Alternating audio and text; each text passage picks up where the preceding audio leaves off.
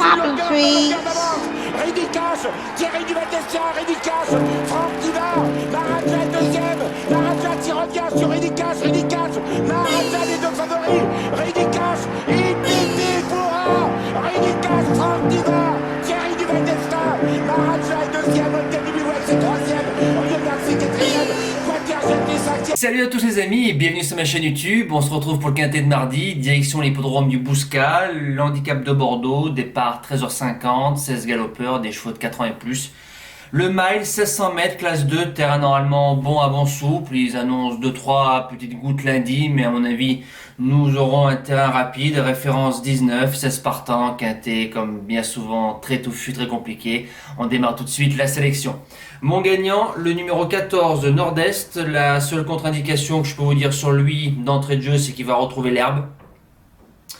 La première monte d'Alexis Pouchin sur ce cheval-là, il m'avait un petit peu déçu, rappelez-vous, dans le quintet de Cannes-sur-Mer, un bon parcours côté corde avec Aurélien Lemaitre, il finit que 8ème. Si on prend la ligne de Cannes-sur-Mer qui est excellente, Stranger, Elusive Foot, My Charming Prince, Thunder Speed, Brouillard, Bozio, bref, c'est que des chevaux qui ont répété, cette ligne est gagnante. Fin février, il a fait deuxième à Chantilly, derrière Restève, un bon cheval à l'heure actuelle dans les handicaps et vient de finir à côté d'un certain Face Philiman qui était notre base gagnante à 40 contre 1. Si le cheval n'est pas contrarié pour son retour sur l'herbe, il peut remporter son premier quintet.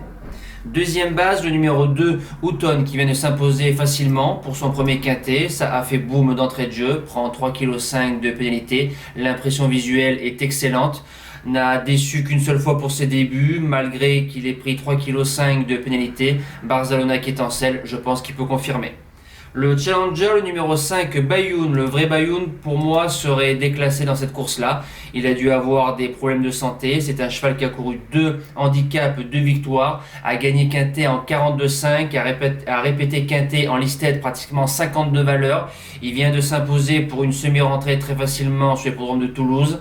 Antoine Werley qui est toujours dessus. Si je vois le vrai Bayoun dans le quintet de mardi, ça peut faire mal.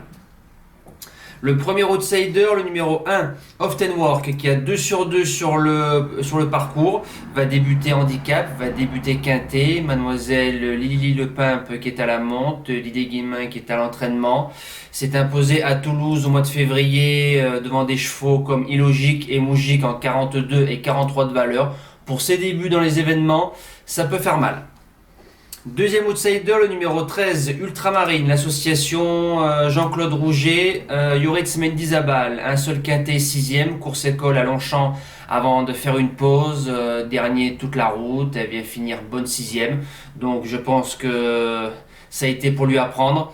Elle vient de faire une course de rentrée de 5 mois sur l'hippodrome de Saint-Cloud, je me dis que pour une deuxième course, ça peut finir 4-5ème sans problème.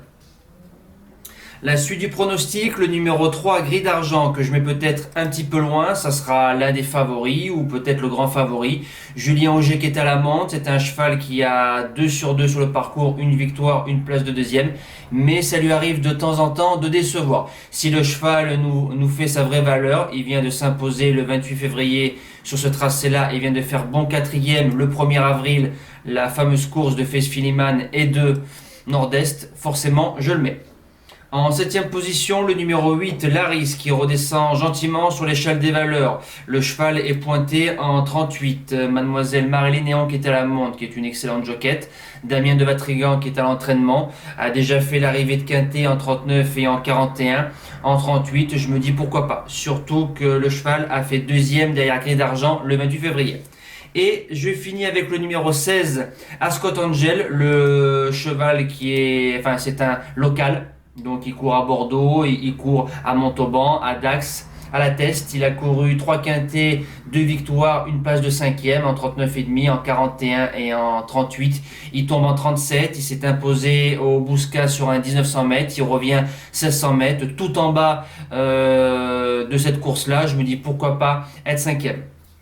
En cas de non partant, un très bon cheval, le 7, Sauzon, qui a 3 sur 3 dans les quintés. C'est un cheval qui va être à suivre durant cette saison. On met d'entrée de jeu Théo Bachelot, mais en général, c'est un cheval qui a besoin d'une course dans les jambes pour ensuite faire ses valeurs. Donc je me dis que dans un champ réduit, je pense qu'on peut le mettre parce qu'il met d'entrée de jeu un super jockey.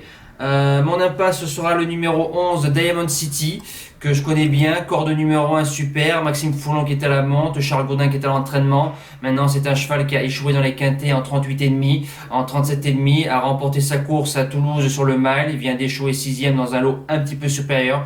Il revient dans les quintés. Il y a quand même un excellent lot. J'ai beaucoup de mal à le voir se situer dans les 5 premiers. Voilà, nous passons au cheval du jour.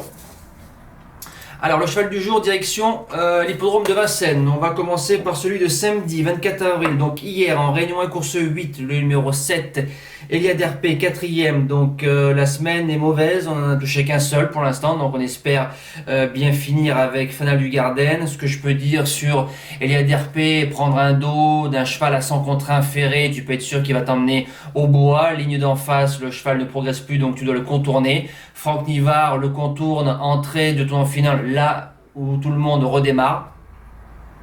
Et on échoue pour le deuxième accessite dans les 50 derniers mètres. Donc voilà, c'est pas la bonne forme. Pour mardi 27 avril, en réunion 4 sur l'hippodrome de Vincennes, j'ai longuement hésité entre deux juments, entre Gaillard Guérinière qui court ce jour-là mais qui est monté par un apprenti, donc ça peut être la seule contre-indication, 3 fois au CDJ 3 victoires, ou le numéro 8 en course 7, It's No or Never. J'ai pris cette jument-là, donc en réunion 4 course 7, le 8 It's No or Never fait une semi-rentrée comme la plupart des concurrentes, c'est un semi-classique, un 2100 mètres Autostar. Je l'ai proposé 3 fois pour 2 victoires avec Johan et un distancement. Là c'est Franck Nivard qui est dessus, qui s'en sert bien, donc il n'y a pas de problème.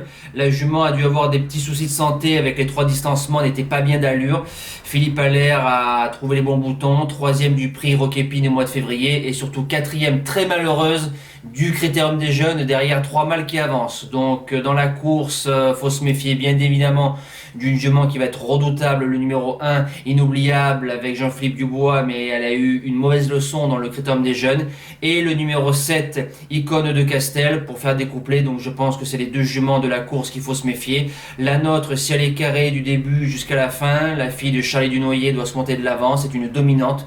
À Franck Nivard de faire le job, et je la vois finir au moins dans les 3, et j'espère la voir triompher dans ce joli groupe 2. Voilà, nous on se dit à demain pour une toute nouvelle vidéo, et on retrouvera le Grand National du Trot sur l'hippodrome de Maure de Bretagne. Merci à tous, ciao.